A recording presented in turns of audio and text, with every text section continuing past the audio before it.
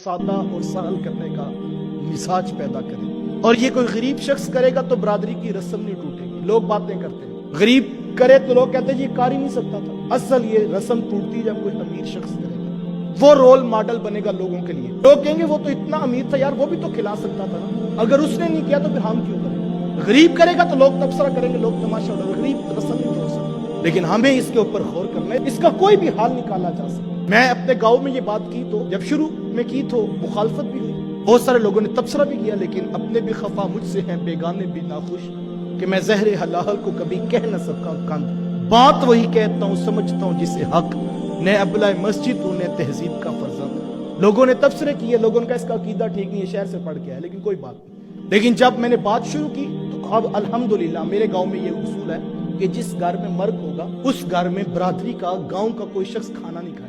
अब अगर गांव वाले खाना ना खाएं तो 300-400 लोगों का बोझ तो उनके घर से उठ गया और उनको आसूदगी भी, और फिर जो है वो आने वाले सिर्फ मुसाफिर के लिए खाना होता है। तो मैं ये कहता हूँ इसको भी क्लोज किया जा सकता है। देखें कोई आए हैं जो, वो कोई पराये तो नहीं है, वो तो अपने हैं। जनाजा पड़ा, दुआ हुई, बख्शिश के लिए हाथ उठे, उसके बाद जाते हुए 2 का बाजू मैं पकड़ता और कहता यार आज तुम मेरे घर में स्टे करो, तुम यहाँ ना बैठो। 2 का आप पकड़ते, 2 का आप हाथ पकड़ते, तो कम से कम उन यतीमों के घर पे बोझ ना पड़े। जाते हुए कोई दुखों का समा कर जाते ताकि उनके घर में जो है वो मामलाते जिंदगी कम से कम चलते रहते। लेकिन हमने तो इस नहेज पे सोचा ही नहीं। हम तो जो है वो वहां पर डेरा और मंजी लगा के बैठते हैं और 40 दिन तक यतीमों का माल खाकर हम जो है वो सूदा हो रहे हैं। और हमने इतना मामलात को सख्त कर दिया।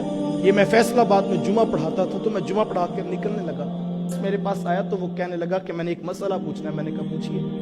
वो कहने लगा कि मेरी वालिदा का इंतकाल हुआ और उनका चेलम का खत्म था, अभी 27-28 दिन हुए थे कि आगे रमजान आ रहा था, तो मैंने पहले ही दुआ करवा दी है, अभी 40 दिन पूरे नहीं हुए थे। तो मैंने कहा फिर क्या हुआ? तो वो कहते कि अब मोहल्ले वाले कहते हैं कि चूंकि 40 दिन पूरे नहीं हुए थे लिहाजा तुम्हारा चेलम नहीं हुआ। तो यकीन जानिए उस शख्स ने जो दूसरा सवाल किया उसके पीछे एक पूरी कहानी और दास्तान थी। वो कहने लगा कि क्या मुझे अब दोबारा चेलम करवाना पड़ेगा? यानी इस कदर हमने दीन को मुश्किल लोगों के ऊपर मुसल्लत कर दिया कि लोग जो है वो परेशान है कि अब दोबारा चेलम करवाना। यार ये तो मोहब्बत का सौदा था साहिब, ये तो दिल मानने का सौदा था कि माँ बाप के लिए बख्शिश की दुआ कर, लेकिन हमने उसको भी वबाले जान बना दिया। और मैं आपको दावत देता हूँ, ये हमारे यहाँ बाज़ औक़ात ऐसा होता है, इसाले सवाब का इससे बड़ा वसीला कोई नहीं हो सकता। ये हमारे यहाँ बाज़ औक़ात माँ बाप औलाद से खफा होते हैं तो ये तबसरा भी कर देते हैं कि हमें तो ये भी नहीं उम्मीद के मरने के बाद कब्र पे दीवा भी बालेगा या नहीं। माँ बाप जब उकताते हैं औलाद से तो बाज़ औक़ात ये जुमला बोल दिया जाता है। तो मैं ये कहता हूँ कि ये जुमला वो तो जरूर बोले जिसने अपनी औलाद को सिर्फ दौलत, गाड़ियां और बैंक बैलेंस दिया। उसको तो होगा शक कि उसकी औलाद आकर दीवा बाले या ना बाले, क्योंकि उनके पास नोट होते हैं तो वो बड़ा करेंगे तो क्या करेंगे कि संगे मरमर के साथ इस कब्र को पक्का कर दो।